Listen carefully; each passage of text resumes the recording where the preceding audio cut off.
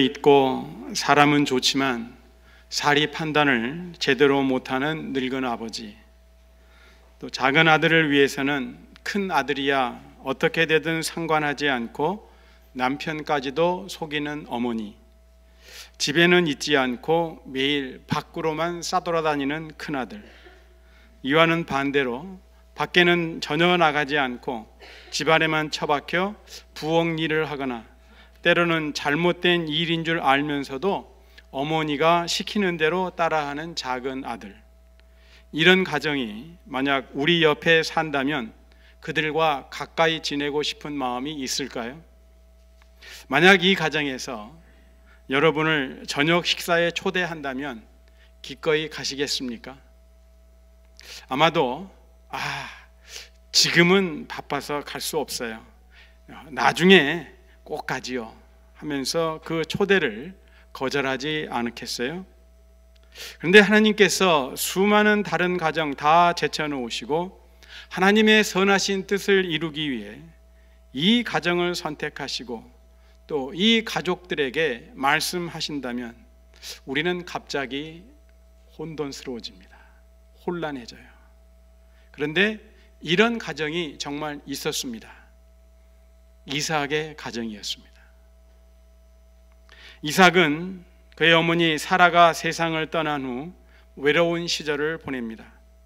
아버지 아브라함이 있지만 어머니가 그리운 곳은 어찌할 수가 없습니다. 그런데 어머니가 세상을 떠난 지 3년이 지나고 40살이 되었을 적에 아내를 맞이함으로 이삭에게 다시 웃음이 살아났습니다. 그런데 그 기쁨도 잠깐 아내로 맞이한 리브가에게 아기가 생기지를 않습니다. 기다리던 아기는 생기지 않고 20년이라는 긴 세월이 흘렀어요. 마침내 이삭이 하나님께 기도했고 하나님은 이삭의 기도에 응답해 주십니다. 아기를 낳을 수 없었던 리브가에게 아기가 생겼어요. 이삭과 리브가 그들의 힘으로 되지 않는 일을 하나님께서 해 주셨습니다. 여러분, 누가 우리의 미래를 열어줍니까? 하나님 아버지. 하나님 아버지, 그분이 우리의 미래를 열어주시는 분입니다. 그러므로 집안에 어려움이 있을 때 이삭처럼 아버지가 기도해야 됩니다. 누가 기도해야 된다고요? 아무도 대답 안 하실 거예요. 네, 아버지. 리브가가 아기를 가지지 못한 걸 보고 영어 성경에 보면은 리브가를 대신해서 이삭이 나아가 하나님께 기도했다, 그렇게 되어 있어요. 그렇다면 교회에서도 누가 기도해야 됩니까? 네. 그렇죠? 남자들이 기도해야죠. 네. 남자들이 기도해야 됩니다. 자, 교회에서 누가 기도해야 된다고요? 우리 남자들만 대답합니다. 교회에서 누가 기도해야 된다고요? 다 대답할 때까지 묻겠습니다. 자, 교회에서 누가 기도해야 됩니까? 네. 우리 영락교회에 남자들이 기도할 적에 영락교회가 다시 부흥됩니다. 남자들이 기도하지 않으면 이건 영적인 법칙이에요. 그래서 디모데서에 보니까 남자들이 처소에서 각처에서 거룩한 손을 들고 기도하라, 그렇게 되어 있어요. 아버지가 기도하고 남자들이 기도하면 하나님께서 응답해 주십니다. 자, 기다리던 아기가 생겼으니 이삭과 리브가가 얼마나 기뻤겠어요. 그런데 그 기쁨도 잠깐 리브가에게 큰 일이 생겼습니다. 하나님께서 20년 동안 자식을 주지 않았는데 자식을 주셨는데 이 쌍둥이야, 쌍둥이. 그런데 뱃속에 있는 이 아이들이 서로 다정하게 지내는 것이 아니라 어머니 복중에서 서로 싸웁니다. 너하고 나는 같이 있을 수 없다고 시도 때도 없이 서로 열심히 싸웁니다. 그러니 임산부에게는 견딜 수 없는 고통이죠. 참다 못한 리브가가 부르짖습니다. 이럴 경우에는 내가 어찌할꼬? 이럴 경우에는 내가 어찌할꼬? 아기를 가진 기쁨도 잠깐이요, 이제는 삶과 죽음의 갈림길에서 탄식합니다. 이런 때 우리는 어떻게 해야 합니까? 리브가가 하나님께 기도했듯이 우리도 하나님께 기도해야 돼요. 요즘 어렵다고 모두들 말하는데, 우리에게 어렵고 고통스러운 시간이 닥치면 이럴 경우에는 내가 어찌할꼬? 그런 탄식이 나올 적에 우리도 리브가처럼 기도해야 합니다. 리브가가 하나님께 기도하자 하나님은 리브가에게 하나님의 은밀한 일을 말씀해 주시는데 23절입니다. 두 국민이 내 태중에 있구나. 두 민족이 너의 복중에서부터 나누이리라. 이 족속이 저 족속보다 강하겠고 큰 자는 어린 자를 섬기리라. 자식을 달라는 이삭의 기도에 하나님은 응답하시사 자식을 주셨습니다. 그런데 고통 가운데 어려움을 호소하는 리브가에는 하나님께서 응답하셨는데 고통을 없애주지 않으시고 대신 하나님의 비밀을 알려주시는 거예요. 장래일을 알려주셔요. 하나님은 하나님의 지혜대로 우리의 기도에 응답해 주심을 기억하십시다. 내가 원하고 기도한 대로 이루어지지 않는다고 섭섭하게 생각하지 말고 하나님을 믿으세요. 가장 좋은 길로 인도해 주십니다. 이삭이 기도했을 적에 하나님 응답해 주시고 리브가가 기도할 적에 하나님 응답해 주셨어요. 그러니까 남자들이 기도할 적에 여자들은 어떻게 해요? 같이 기도해요. 합심하여 두세 사람이 합심하여 기도하면 하나님께서 분명히 들어주신다고 약속하셨잖아요. 우리 하나님께서 리브가에게 들려주신 마지막 말씀 우리 다 같이 한번 따라서 해봅니다. 큰 자는, 다시 한번 크게, 큰 자는 어린 자를 섬기리라. 큰 자는 어린 자를 섬기리라. 그런데 이 말씀을 생각하면 생각할수록 우리의 마음을 불편하게 만듭니다. 왜냐하면 우리의 이성과 본능, 전통과 상식을 일순간에 깨뜨려 버리는 말씀이기 때문입니다. 사람들은 어린 자가 큰 자를 섬기는 것이 당연하다고 생각합니다.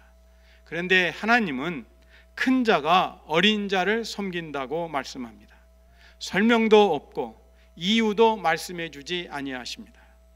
그러나 우리는 하나님의 나라가 바로 그러한 나라임을 잘 알고 있습니다. 그래서 예수님도 이 땅에 섬김을 받으러 오신 것이 아니라 섬기러 오셨다고 말씀하잖아요. 여러분, 본인 스스로가 큰 자라고 생각하십니까?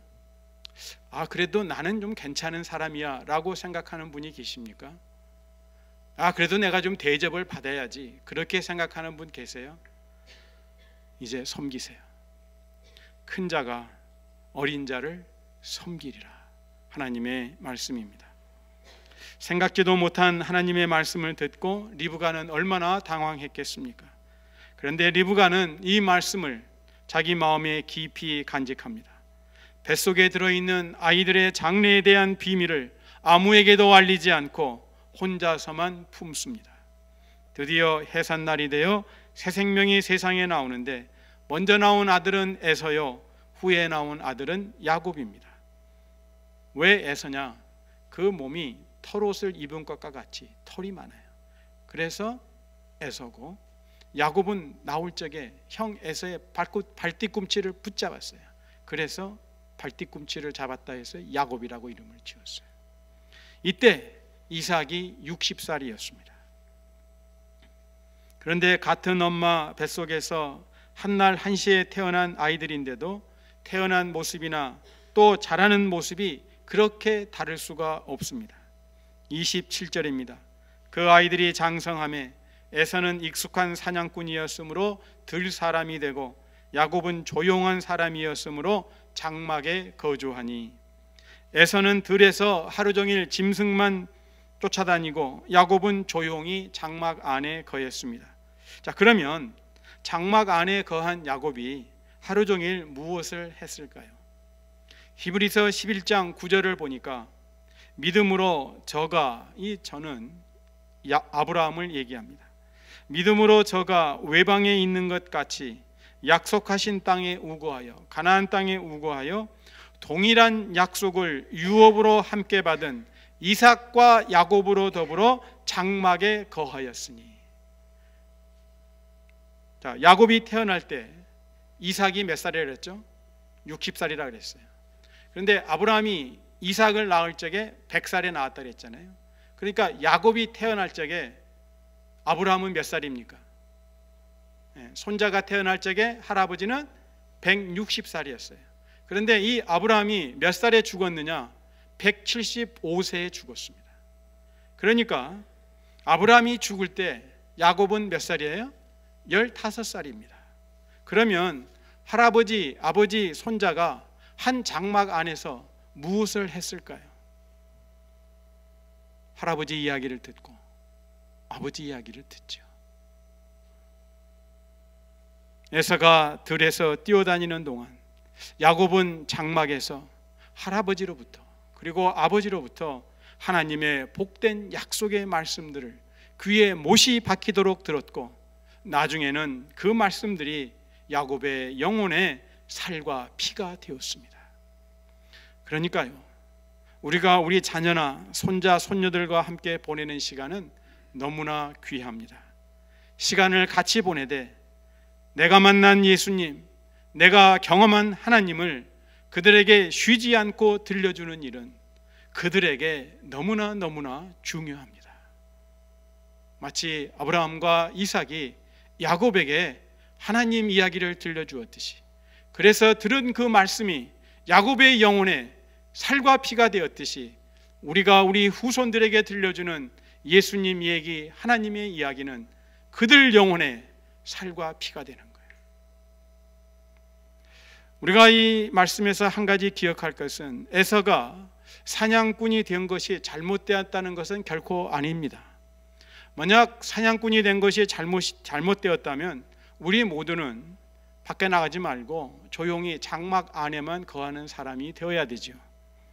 문제는 뭐냐면, 에서가 들에서 짐승을 사냥하면서도 하나님을 구하고 체험할 수 있었습니다. 마치 다윗이 들에서 양을 칠 때 하나님을 만나고 체험했듯이 말입니다. 그러나 에서는 짐승들 뒤쫓기에만 정신이 팔렸어요. 하나님 생각은 전혀 하지 않습니다. 그런데 야곱은 장막에서 아버지와 할아버지에게서 하나님을 배웠습니다. 그래서 야곱은 일찍부터 하나님을 찾고 하나님의 은혜를 구하는 마음을 품게 되었습니다. 하나님은 하나님 찾는 자를 만나 주시니 우리도 무엇보다도 하나님을 구하고 하나님의 은혜를 사모하는 마음을 품어야 되는 것이 마땅합니다. 그러던 어느 날 이 쌍둥이 형제에게 이상한 일이 벌어졌어요. 들에서 사냥하다가 돌아온 에서가 배가 몹시 고팠습니다. 그런데 마침 그때 야곱이 장막 안에서 팥죽을 쓰고 있었습니다. 허기진 에서가 먹음직스러운 팥죽을 보았으니 얼마나 먹고 싶었겠어요. 야곱에게 말합니다. 내가 곤비하니 그 붉은 것을 나로 먹게 하라.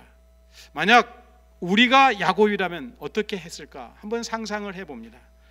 형님, 사냥하느라고 배가 얼마나 고프시겠어요. 내가 마침 팥죽을 쓰었으니 잘 오셨어요. 때 맞춰서 오셨어요. 이거 드시고 기운을 차리세요. 이러지 않았겠어요? 에서가 이랬더라면 얼마나 좋았겠어요. 야곱이 이랬더라면 얼마나 좋았겠어요. 그런데 야곱이 뭐라고 말합니까? 형의 장자의 명분을 오늘날 내게 팔라. 배고파하는 형이 먹을 것을 좀 달라 하는데 음식을 만들고 있던 동생은 음식은 주지 않고 형의 장자의 명분을 오늘날 내게 팔라고 합니다. 꿈에도 생각지 못한 제안이죠. 만약에 우리가 에서라면 이 말을 듣고 어떻게 하시겠어요? 화를 내실 겁니까? 그러면서 야곱에게 이렇게 말하시겠어요? 야, 집안에 먹을 것이 팥죽밖에 없겠느냐? 어떻게 내가 장자의 명분을 너에게 팔겠느냐? 야, 어린 반푼어치도 없다. 그렇게 말했겠죠? 그런데 에서는 이렇게 대답합니다. 내가 죽게 되었으니 이 장자의 명분이 내게 무엇이 유익하리요? 내가 죽게 되었으니 이 장자의 명분이 내게 무엇이 유익하리요? 에서의 이 말을 듣고 야곱이 바짝 에서를 쪼입니다. 오늘 내게 맹세하라. 그러자 에서가 맹세하고 장자의 명분을 야곱에게 넘겨주었습니다. 그러자 야곱은 에서에게 떡과 팥죽을 주었고 에서는 먹고 마시고 그리고 일어나 나갔습니다. 성경은 이러한 에서를 놓고 무엇이라고 말씀합니까? 에서가 장자의 명분을 경홀히 여김이었더라. 에서가 장자의 명분을 경홀히 여김이었더라. 에서는 되고 싶어서 장자가 된 것도 아니요, 자신이 노력해서 장자를 얻은 것도 아닙니다. 에서가 장자됨은 전적으로 하나님의 은혜예요. 그렇다면 에서는 장자의 명분을 귀하게 여겨야지요. 그런데 배고플 때 장자의 명분이 팥죽 한 그릇만도 못하다고 장자의 명분을 경홀히 여겼습니다. 우리에게 설사 죽음이 닥친다 해도 우리가 쉽게 내놓아서는 안 될 것이 있습니다. 우리가 하나님의 자녀라는 신분입니다. 장차 다시 오실 예수 그리스도의 신부가 된다는 우리의 신분이에요. 그런데 많은 그리스도인들이 눈앞에 보이는 이익과 명예와 그리고 쾌락을 위해서 하나님의 자녀된 자신의 신분을 망각해버리고 망령되게 말하고 행동할 때가 얼마나 많은지요. 에서는 창세기에만 등장하는 인물이 아니라 오늘날에도 많이 있습니다. 그래서 히브리서 기자는 믿는 자들에게 이렇게 훈계합니다. 음행하는 자와 혹 한 그릇 식물을 위하여 장자의 명분을 판 에서와 같이 망령된 자가 있을까 두려워하라. 너희의 아는 바와 같이 저가 그 후에 축복을 기업으로 받으려고 눈물을 흘리며 구하되 버린 바가 되어 회개할 기회를 얻지 못하였느니라. 히브리서 12장 16절 17절 말씀입니다. 에서는 큰 것을 작은 것과 바꾸었고 영원한 것을 순간적인 것으로 바꾸어 버리는 어리석은 짓을 했습니다. 그래서 성경은 에서를 망령된 자라고 부릅니다. 장자의 명분을 판 후에 나중에 축복을 받으려고 눈물을 흘리며 구하였지만 버린 바가 되었다고 우리에게 경고합니다.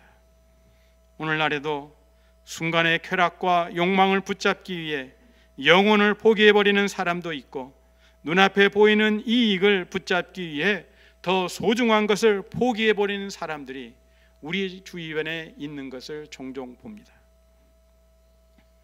좋은 학교를 졸업하고 출세의 가도를 달리면서 승승장구하던 사람이 어느 날 암에 걸려 마침내 죽게 되었습니다. 동기들 가운데 가장 빠르게 승진했으며 많은 사람들로부터 인정도 받았던 능력 있는 사람이었습니다.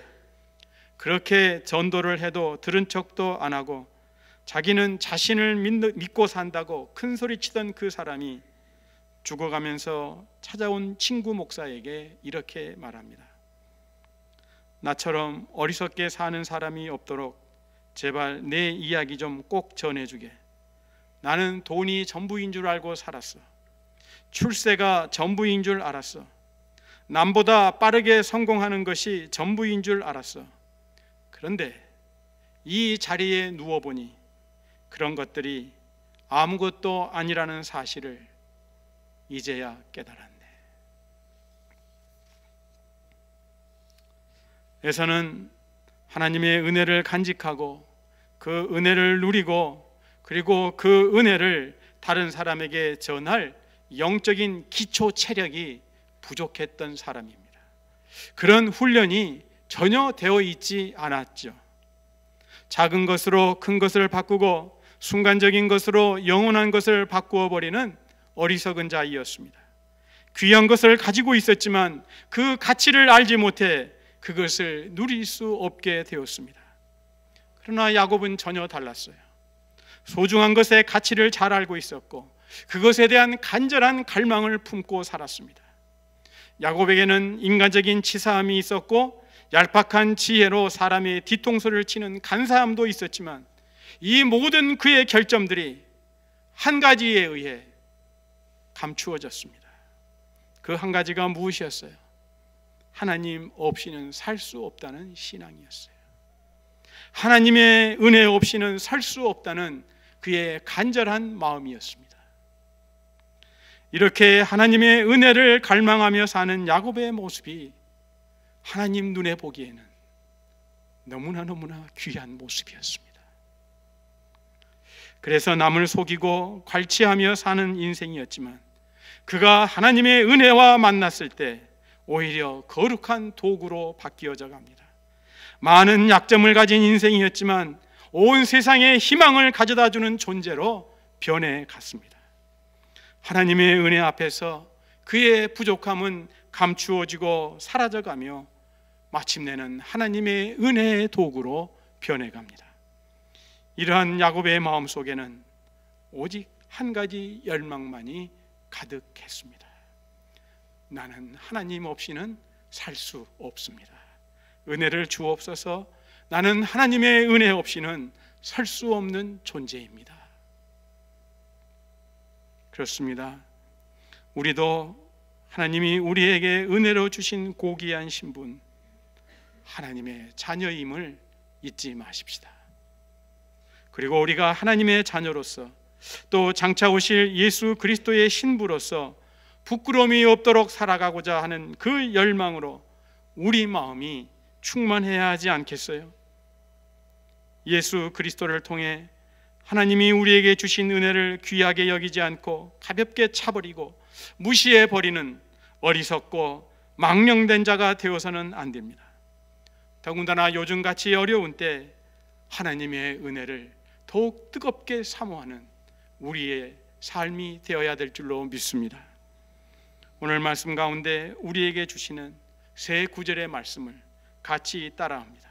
첫 번째, 이럴 경우에는 내가 어찌할꼬? 이럴 경우에는 내가 어찌할꼬? 하나님의 은혜를 사모하는 자는 기도합니다. 기도합니다. 리브가가 하나님 앞에 나아가 기도했던 것처럼 이럴 경우에는 내가 어찌할꼬? 그런 처지를 당할 적에 우리는 하나님의 은혜를 사모하는 자는 기도합니다. 둘째 또 따라합니다. 내가 죽게 되었으니 이 장자의 명분이 내게 무엇이 유익하리요? 절대로 이런 말은 우리 입 밖에 내서는 안 됩니다.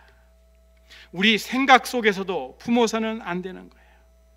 하나님의 은혜를 사모하는 자는 하나님의 자녀된 우리의 신분, 장차 예수 그리스도의 신부가 될 우리의 신분을 생명보다 더욱 귀하게 여깁니다. 어떠한 경우에 처한다 할지라도 제가 수요일날 말씀드렸죠. 오락을 할 때라도 내가 성도인 것을 결코 잊어서는 안 된다는 것을. 마지막으로 따라서 합니다. 큰 자는 어린 자를 섬기리라. 큰 자는 어린 자를 섬기리라. 그렇습니다. 하나님의 은혜를 사모하는 자는 말씀에 순종하여 약한 자를 섬깁니다.